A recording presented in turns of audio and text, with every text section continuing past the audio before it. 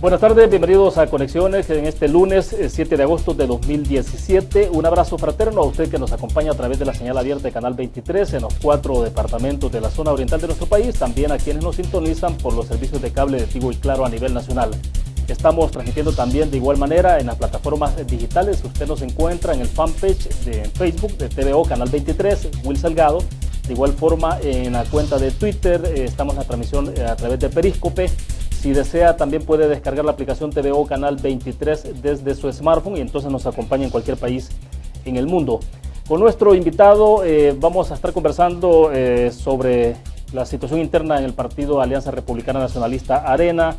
Hablaremos también de los temas estrictamente nacionales que tienen que ver trabajo legislativo, un poco lo que está pasando en la relación que tiene el gobierno de El Salvador, los apoyos que ha brindado en los últimos días, en las últimas horas, al gobierno de Nicolás Maduro en Venezuela, que es un tema que también atraviesa toda la parte de cuál es la situación en la que se encuentra la izquierda en América Latina y particularmente en Venezuela, pero cuál es la repercusión que puede tener para nuestro país, sobre todo por ese respaldo que está dando el gobierno y el partido en el gobierno, el FMLN, para Nicolás Maduro. Varios temas en agenda. En el segundo segmento de Conexiones vamos a tener, como siempre, habilitados 2 números de teléfono. Si ustedes desean, pueden participar con el comentario o la pregunta para nuestro invitado de esta tarde. Estarán apareciendo en pantalla 2263-0023, 2264-9179. Estarán ahí en pantalla en algunos minutos para que ustedes puedan ver. Están ahí justamente para que tomen nota si desean participar con el comentario o la pregunta para nuestro invitado. Pues bien, queremos agradecer que esta tarde está con nosotros en nuestros estudios acá en San Salvador, Juan Valiente, diputado del Partido Alianza Republicana Nacionalista Arena. Juan, bienvenido, buenas tardes, un gusto. Bueno, buenas tardes, un gusto compartir contigo ahora. Bueno, perfecto. Antes de iniciar, entonces, recordarles a ustedes de nuestro patrocinador de Conexiones, Almacenes Bomba, la explosión de precios bajos con 19 sucursales a nivel nacional. Usted las encuentra en el occidente del país, en la zona central, para central y también en el oriente de El Salvador.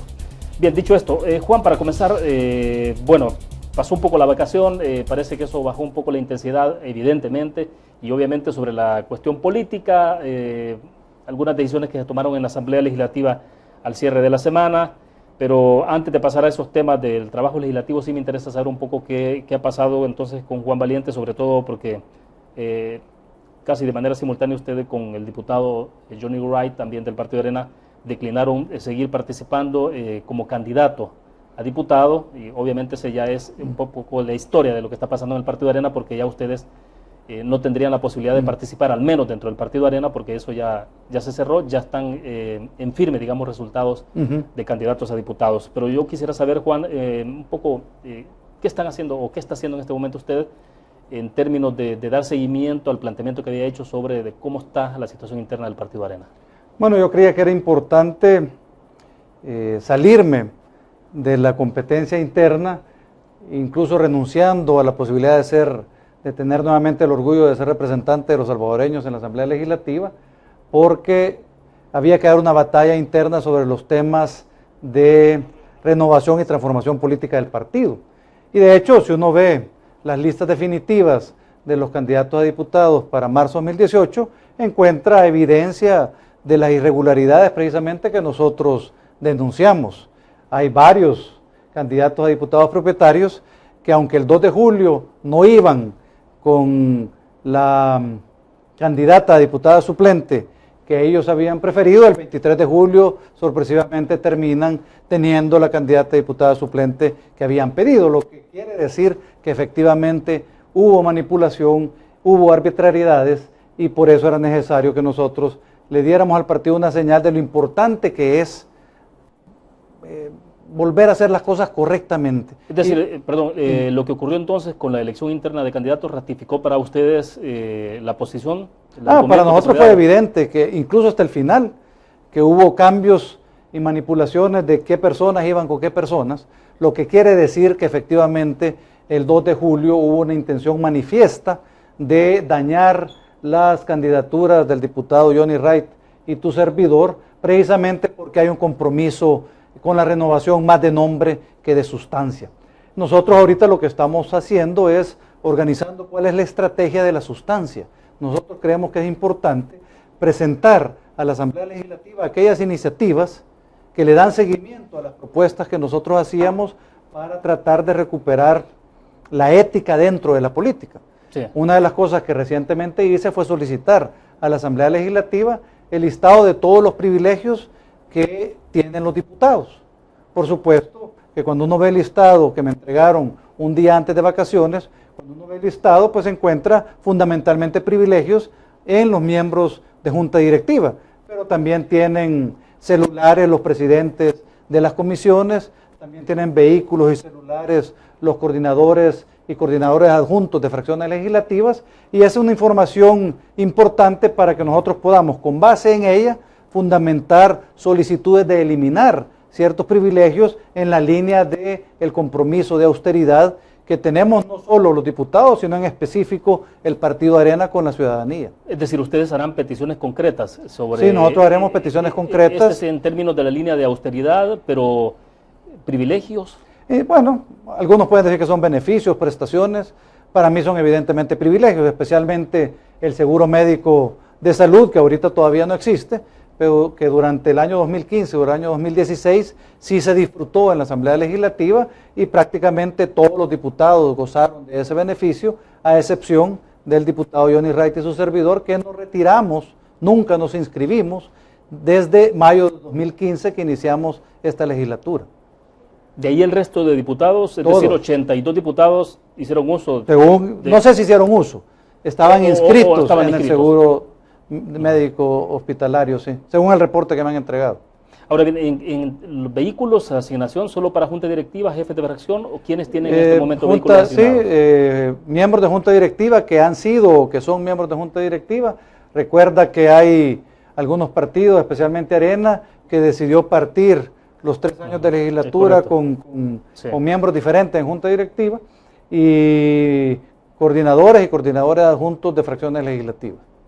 Ahora, estas acciones que ustedes están encaminando para los próximos días, ¿la harán en conjunto con el diputado Wright o será de forma individual? ¿De qué manera? Bueno, estamos trabajando en una estrategia conjunta. Habrá que definir... ¿Podemos hablar de un binomio entonces ya? Habrá que esperar, porque nosotros estamos seguros que vamos a terminar en el mismo lugar, pero así como yo estoy convencido que los cambios hay que darlos al interior del Partido Arena y permanecer en Arena para favorecer esos cambios dentro de la clase política, el diputado Wright ha estado considerando otras alternativas y precisamente tenemos que definir ese tema para ver en qué medida podemos caminar juntos o no. Sin embargo, te digo, ambos somos diputados hasta abril del año entrante y en nuestra calidad de diputados podemos presentar conjuntamente todas las iniciativas que creamos convenientes para el país. De ley, ¿no? Adicionalmente, queremos presentar, especialmente a Arena, pero a todos los partidos políticos, una serie de medidas que nosotros creemos que deben ser abrazadas por todos los que esperan ser funcionarios, todos aquellos que esperan ser electos en las elecciones del 2018. Queremos saber, por ejemplo, qué vamos a hacer con la partida secreta y con los sobresueldos, qué tipo de manejo deberíamos hacer con los privilegios de Asamblea Legislativa, qué tipo de medidas debemos tomar precisamente para fortalecer la política en el país y evitar, por ejemplo, el reparto de cargos. Todas las instituciones normalmente requieren, a excepción de la Corte de Cuentas, un voto calificado de 56 votos en la Asamblea Legislativa, las elecciones de segundo grado. Bueno, necesitamos garantizar que hay un proceso por medio del cual se seleccionan a las personas idóneas para los cargos.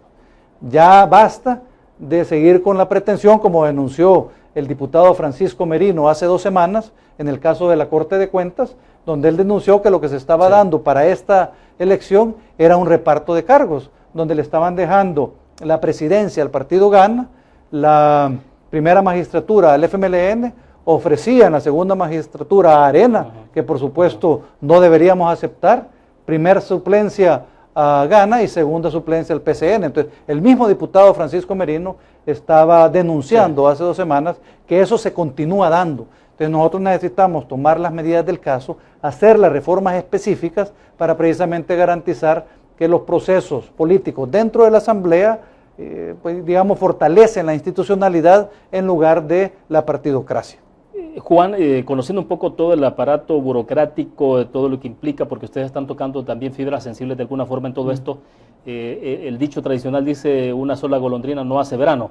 Este no es el caso, ustedes están dispuestos a dar la batalla, es posible, digamos, que aunque solo sea uno, sean dos diputados los que están haciendo los señalamientos, puede haber un cambio en la forma de cómo se ha hecho las cosas digo, que casi es un comportamiento que ha sido como una tradición y a veces hasta se ve aceptable o hasta normal, cuando no es normal, desde luego. Bueno, esto realmente no se trata ni de Johnny ni de Juan, sino que se trata de iniciativas que puedan recibir el apoyo de los ciudadanos y que a través de la discusión pública por medio de los medios de comunicación y de la presión ciudadana podamos hacer mover ciertas iniciativas. Por ejemplo, imagínate que nosotros logramos establecer una especie de compromiso con la ética y la racionalidad en la política salvadoreña, ponemos X número de puntos sobre los cuales pedimos que los candidatos a diputados se adhieran o no se adhieran, y ahí puede estar el compromiso de renunciar al seguro privado de salud si es que todavía existe, a pesar de la sentencia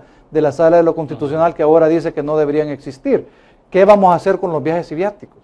¿Qué vamos a hacer con los procesos de elección de segundo grado para garantizar que sean procesos más transparentes y que nos produzcan elecciones de personas idóneas y no de personas afines a los partidos? Entonces, si logramos hacer eso y hay una posición comunicacional fuerte, es posible que incluso invitemos a los precandidatos presidenciales a que digan si se van a adherir a esa lista de principios que deben regir la función pública. O sea que a pesar de ser dos personas, dos funcionarios los que estemos dando iniciativa, la esperanza es que a través del apoyo ciudadano logremos hacer de estos temas de relevancia para el país y lograr compromisos de próximos funcionarios. Usted lo abordaba ya, el tema de elección de magistrados de Corte de Cuentas de la República. Es un tema que está fuerte, no sabemos incluso, no sé si usted sabrá si esta semana el tema puede entrar en agenda en la sesión plenaria.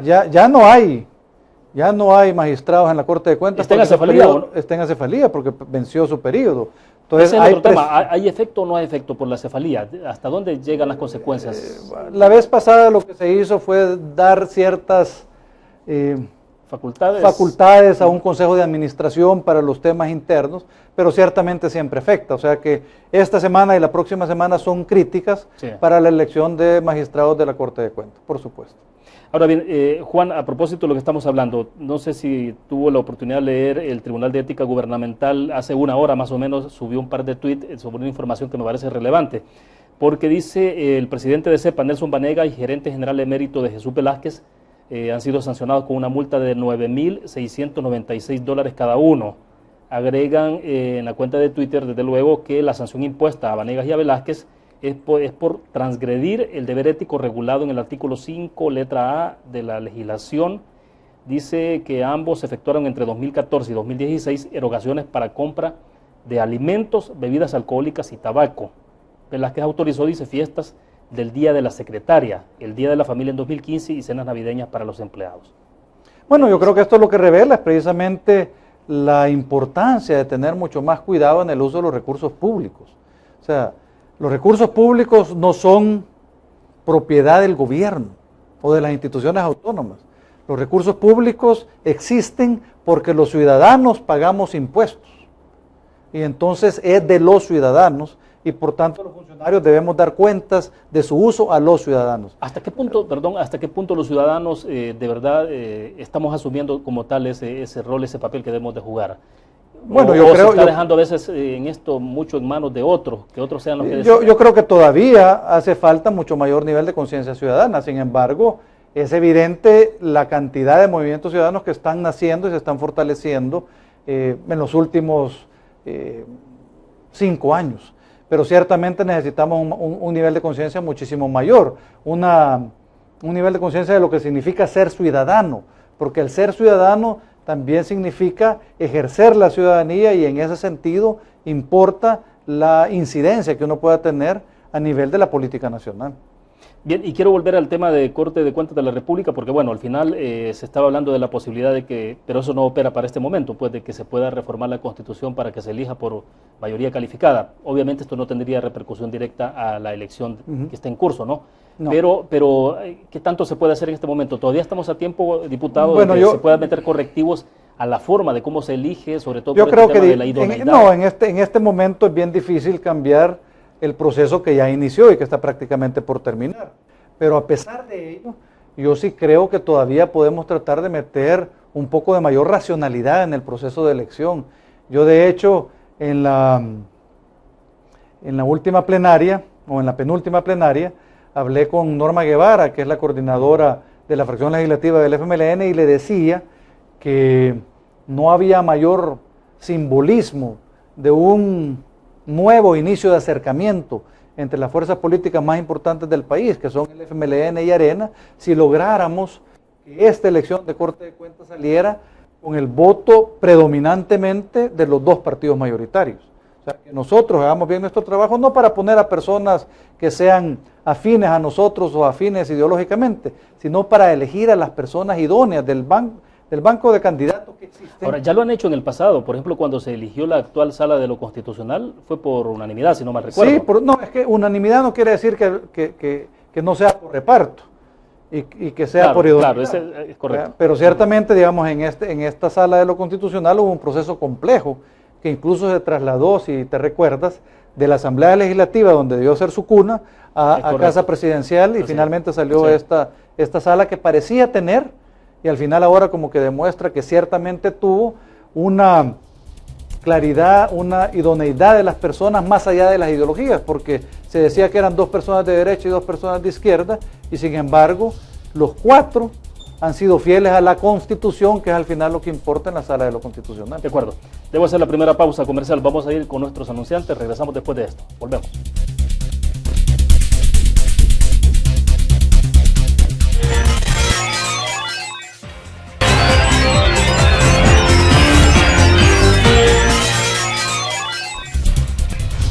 Que continúe con nosotros, transmitimos en tiempo real, en vivo desde San Salvador. Juan Valiente, diputado del partido de oposición, Alianza Republicana Nacionalista Arena, está con nosotros en nuestros estudios en San Salvador.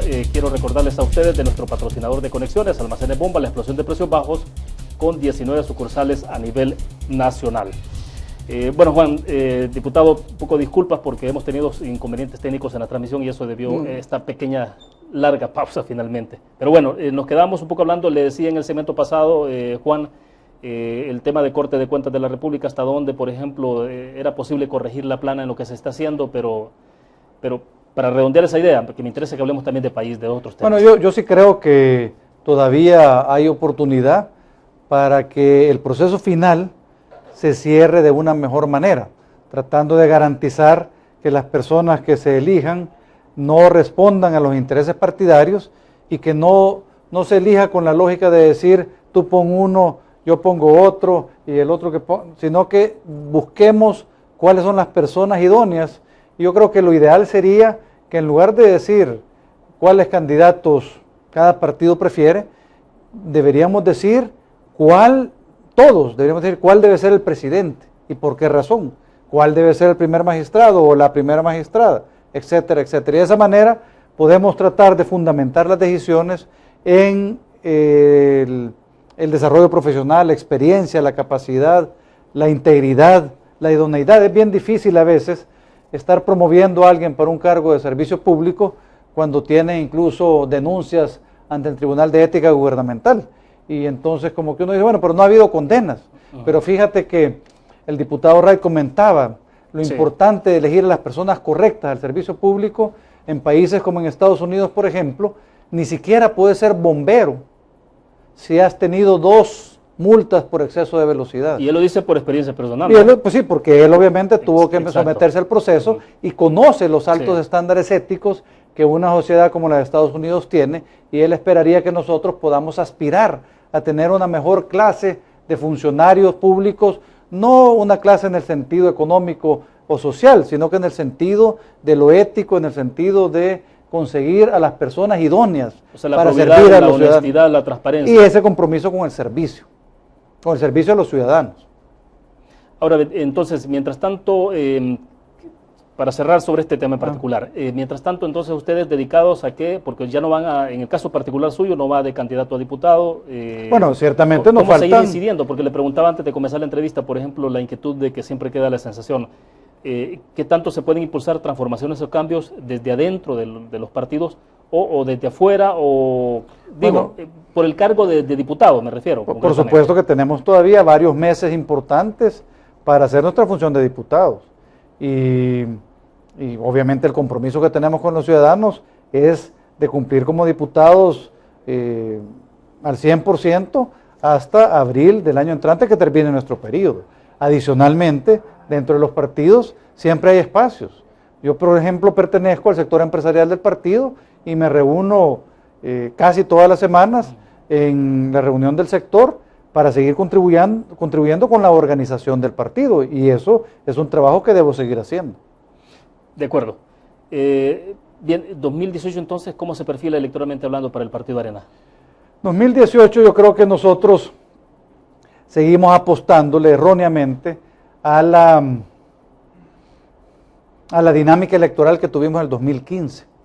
Y realmente una de las razones que nos motivaron a nosotros para tomar esa decisión de salirnos era demandar una genuina renovación, porque en lugar de responder a ese 40-50% que sí fue a votar y que nos dio la preferencia a unos y a otros, ahora tenemos que enamorar a ese 60, casi 60% de ciudadanos que están totalmente alienados con la política nacional y que ni siquiera se acercan a votar. Entonces, nosotros no tenemos que apostarle a una elección de voto duro, tenemos que apostarle a una elección donde entusiasmemos a la mayoría de los salvadoreños. Por eso, partiendo de que el voto duro de alguna forma está estable, lo pueden tener ahí. Y mira las encuestas. Sí. Con un gobierno tan desastroso como el que existe ahorita, seguimos apenas unos pocos puntos arriba como Arena sobre el FMLN.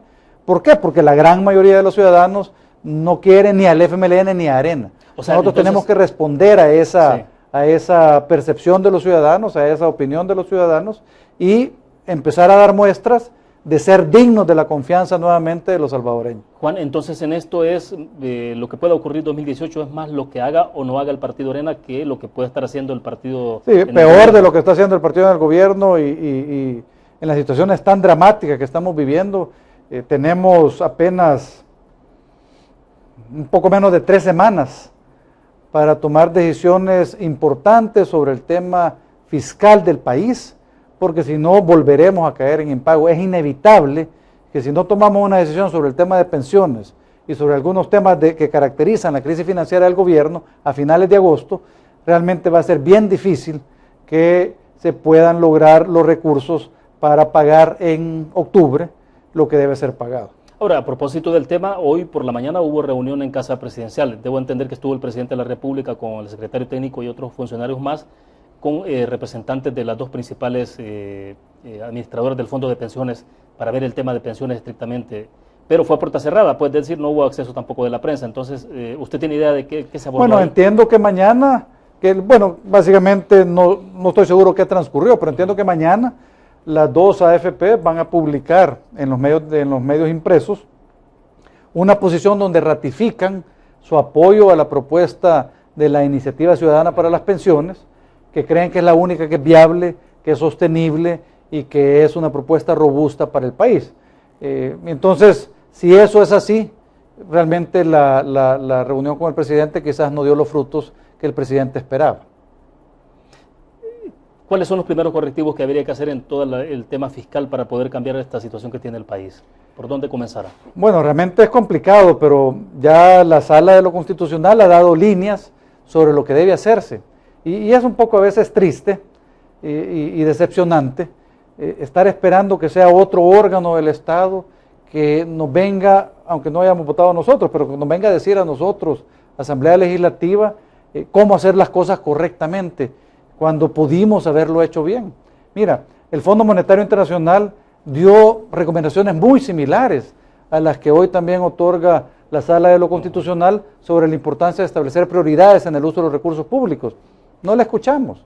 Y el año pasado logramos un avance importante en los acuerdos financieros entre los dos partidos políticos. Estuvimos sentados con el gobierno y el FMLN. El 10 de noviembre logramos un acuerdo que básicamente autorizó la emisión de 550 millones y que también autorizó la ley de responsabilidad fiscal. Lamentablemente, como que el FMLN sigue interesado en destruir a Arena, en aislar a Arena en lugar de gobernar, y entonces en lugar de seguir el proceso para poder tener este año un presupuesto balanceado, un presupuesto con ajuste fiscal, deciden ignorarnos, empiezan a cabildear con los partidos políticos pequeños, o terceros, como dicen ellos, y al final aprueban un presupuesto que a todas luces está malo.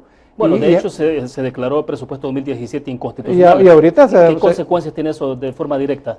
Bueno, ahorita ninguna, porque no hay medida cautelar, pero ciertamente nos ha dado hasta el 31 de octubre de este año para presentar un presupuesto 2017 completo. Claro, porque mientras tanto ya viene el presupuesto para el próximo año. Mientras tanto, que de alguna manera tendría que seguir los mismos lineamientos. Mira, nosotros en la región centroamericana somos de los que más usamos dinero en pago de personal en las instituciones públicas.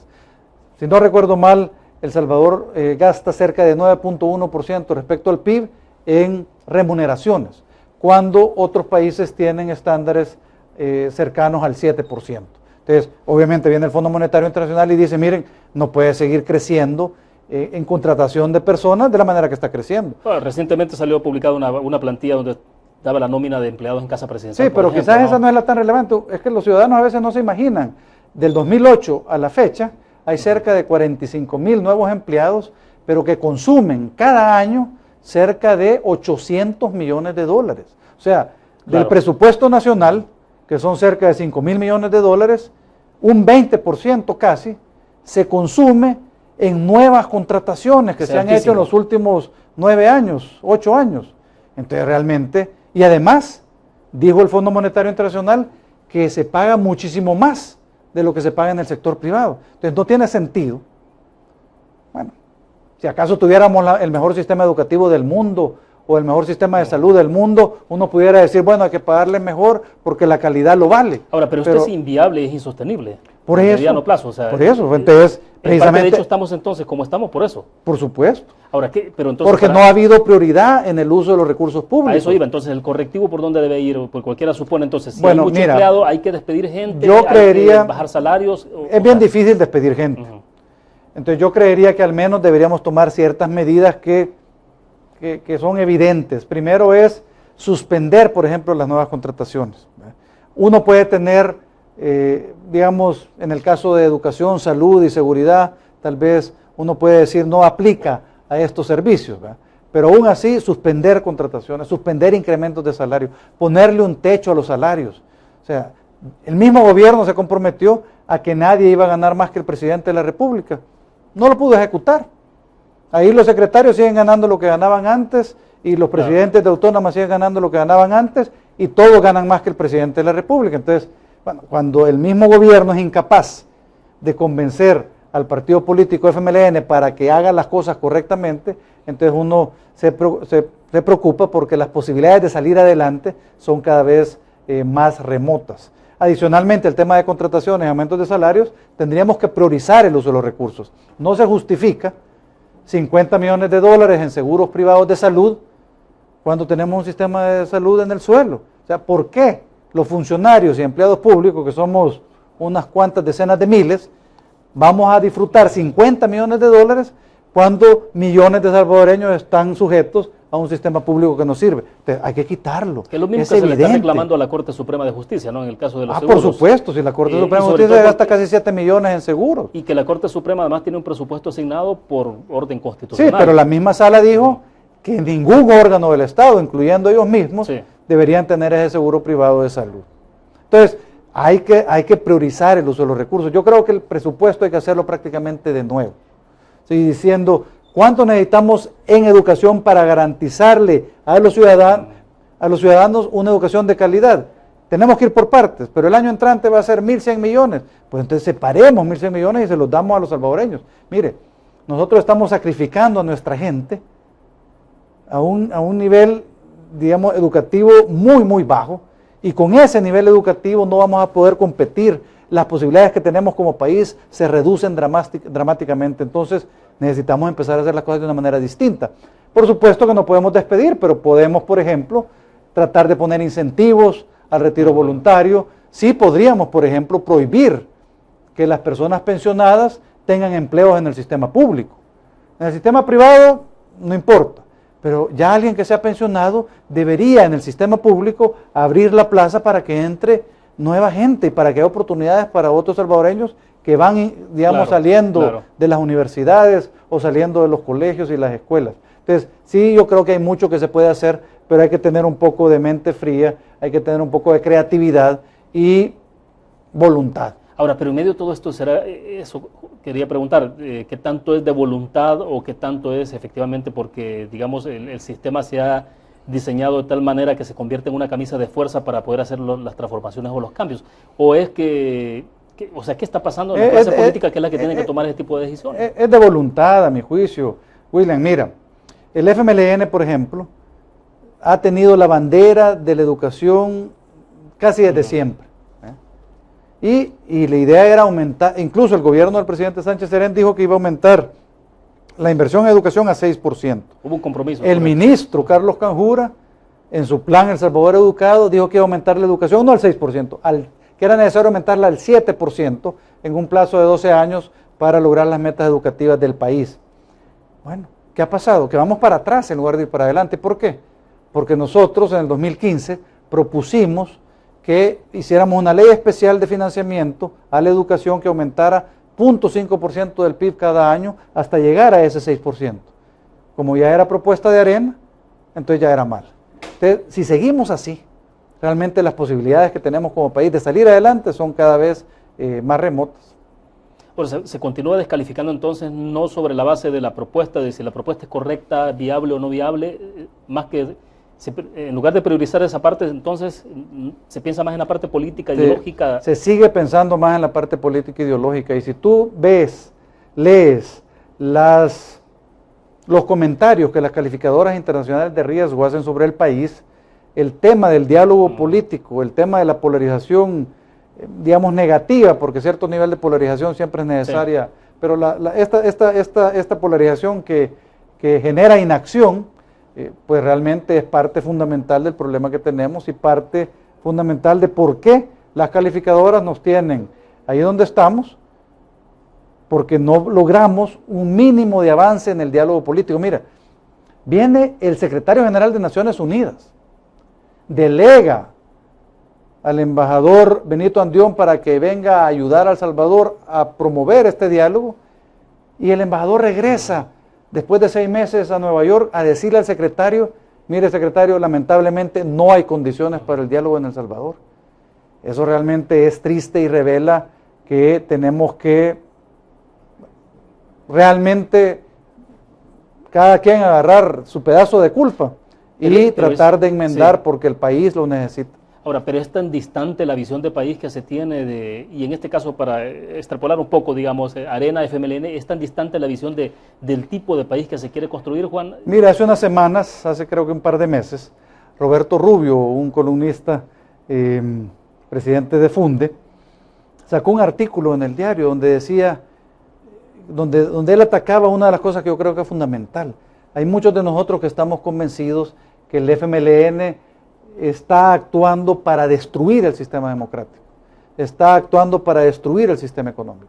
Y nosotros lo que necesitamos son garantías de que no es así, porque todo parece indicar lo contrario.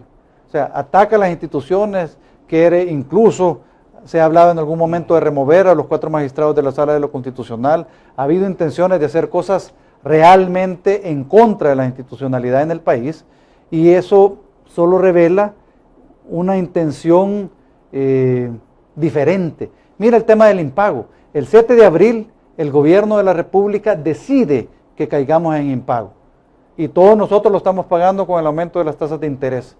15 días después, ya en la otra bolsa, aquí tengo los 52 millones para pagar lo que debía. O sea, eso no se vale. Bueno, de hecho, un par de días antes o después, creo que fue justamente en ese momento que el Ministerio de Hacienda emite un comunicado, que nosotros lo mostramos acá en la entrevista con otros invitados, donde el ministro de Hacienda confirmaba que había el dinero para poder pagar. Ah, sí, fue incluso antes. Fue un poco antes. Sí, entonces, fue incluso, y que decía que no era un tema de disponibilidad, digamos, disponibilidad de efectivo, sino de asignación presupuestaria. Bueno, llegamos al viernes, el 7 de abril, y el FMLN dijo: o me autorizan deuda, porque yo asignación presupuestaria no voy a hacer.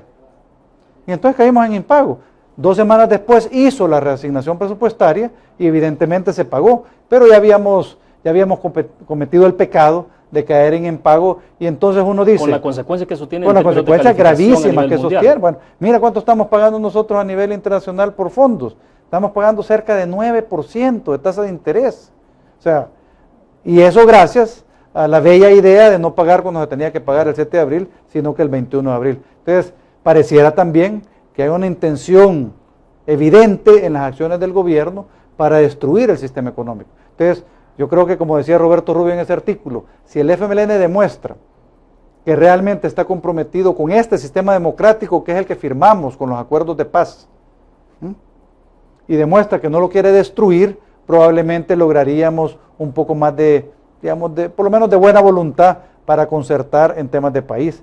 De momento pareciera que el objetivo del FMLN es realmente destruirnos, y por eso es que ha habido tanta resistencia de parte de Arena a aprobarles préstamos, a aprobarles impuestos, cuando no han sido capaces de ahorrar ni lo más mínimo en el presupuesto del Ejecutivo y de las instituciones autónomas. Ahora, pero esto vuelve más difícil o casi imposible romper el círculo, porque casi como un círculo vicioso en el que se está cayendo. Por eso tenemos que buscar la manera de romperlo. ¿Qué acciones se pueden tomar? Yo creo que ha habido pláticas. Por ejemplo, yo el lunes de la semana pasada, ya casi en la semana de vacaciones, estuve reunido con el ministro de Hacienda, con Carlos Cáceres, conversando sobre el tema de pensiones y la situación financiera del país. Y los retos y los riesgos son altos, y altos en las próximas semanas. Entonces yo sí creo que tenemos que ir buscando cómo crear avenidas de comunicación para construir soluciones creativas a la problemática que tenemos. Mientras tanto estamos prácticamente ya en campaña electoral, aunque no está autorizada, aunque el Tribunal Supremo Electoral ahora está queriendo organizarse un poco más para evitar la campaña anticipada, pero estamos ya en eso prácticamente, ¿no? Porque todo se perfila para elección 2018 y después tenemos 2019, o sea, 2 años de pura campaña electoral. 2 años de campaña que hacen las cosas un poco más complicadas, ¿eh? O sea, la generación de consenso se complica un poquito en proceso electoral abierto. Ahora, pero el país ya no soporta, es decir, es pero te digo, la situación real, vamos a pasar 2 años más de esa manera. Nosotros tenemos que pagar, el gobierno debe pagar 91 millones de dólares en el mes de octubre, empezando creo que el 7 de octubre, durante todo ese mes al fideicomiso de certificados de inversión provisional que vencen. Entonces, tiene que pagar. Ahorita aparentemente no hay mucha disponibilidad en caja para pagarlos. Entonces, ¿de dónde los van a pagar? Entonces tenemos que construir alternativas para enfrentar eso. La deuda de corto plazo. La deuda de corto plazo sigue en niveles altos, un poquito más bajos que antes, pero necesita por lo menos 650 millones para de alguna manera limpiar la deuda de corto plazo, y a las instituciones financieras bancarias, que normalmente son las que más compran esa deuda de corto plazo al gobierno, cada vez están con mayor resistencia a continuar sin que les paguen, porque ahorita lo que el gobierno estaba haciendo es apostándole a que las instituciones bancarias van a aceptar lo que se llama rollover, que es decir, en lugar de pagarte, mejor renovemos la deuda por otro periodo adicional de 1 año. Pero con la situación del país, cada vez las instituciones están teniendo más reparos en hacerlo, a pesar que la tasa de interés está subiendo alrededor del 7%, sí. Y entonces para nosotros, los ciudadanos, cada vez las cosas se vuelven más difíciles, porque los recursos limitados, mayor pago de costo financiero del país. Entonces, revisa los periódicos del día de hoy, donde dicen que es impresionantemente baja el porcentaje en que se ha avanzado la inversión pública durante el año 2017. No recuerdo el dato ahorita, pero creo que era menor al 10%. O sea, que lo que el gobierno presupuestó invertir durante el año 2017, pues realmente no lo está ejecutando, y en parte no lo debe estar ejecutando porque hace falta disponible. Entonces, todo está generando un ambiente que presagia un muy mal resultado y que demanda de los funcionarios actuales nuestro máximo esfuerzo para enfrentar esta crisis. Bueno, creo que vamos a hacer una pausa comercial, hacemos una pequeña pausa, veremos, regresamos en unos segunditos, volvemos.